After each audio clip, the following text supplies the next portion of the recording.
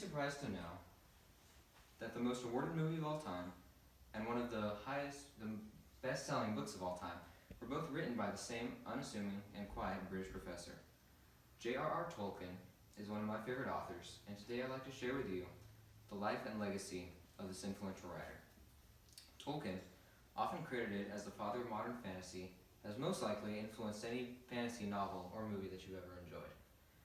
Although the life of Tolkien was quiet and unassuming, his legacy and influence still resonates today. Today I would like to share with you about the life of J.R.R. Tolkien from his childhood and education to his time in World War I, and how all these things influenced his writings, and how his writings can still influence us as well today. John Ronald Reuel Tolkien had a difficult childhood with many hardships, but he overcame them and excelled greatly in school. Tolkien was born to English parents Arthur and Mabel in South Africa on January 3rd, 1892. According to author Pam Pollock, he lived there until the age of 3 when he moved to Sarhol, England, to be closer to his mother's family. By the age of 12, he had lost both of his parents and moved to Birmingham, England, to be raised by his Aunt Beatrice and his family's Catholic priest, Father Francis Morgan.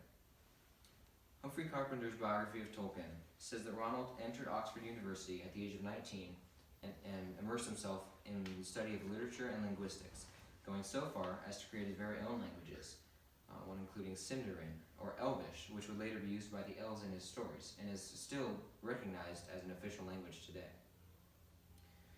Tolkien graduated from Oxford at the age of 23 with the highest honors. Here is a picture of him around the age of 12, and here at 19 or 20, at the time of his studentship in Oxford.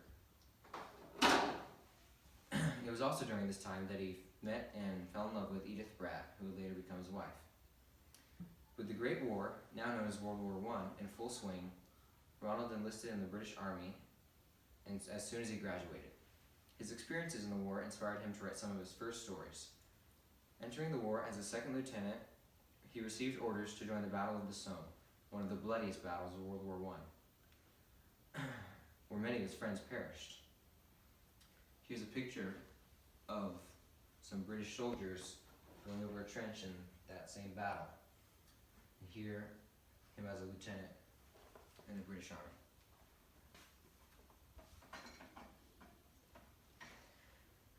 Pollock states that after fighting bravely for 4 months, he became sick with the dreaded trench fever and had to return to England, where he was hospitalized.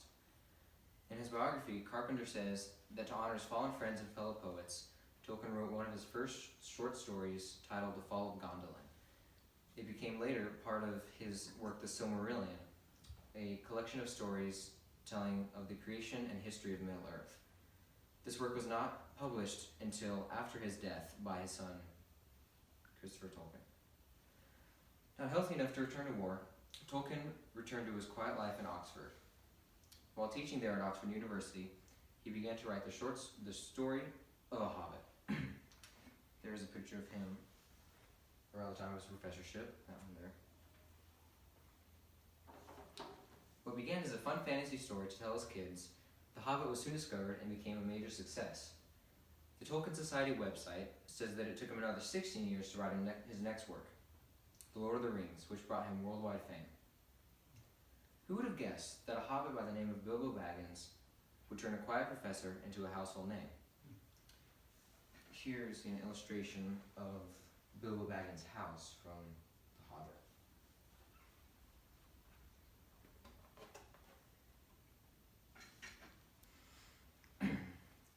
In no time, J.R.R. Tolkien was considered the father of modern fantasy. His works have influenced some of the greatest fantasy movies of our time.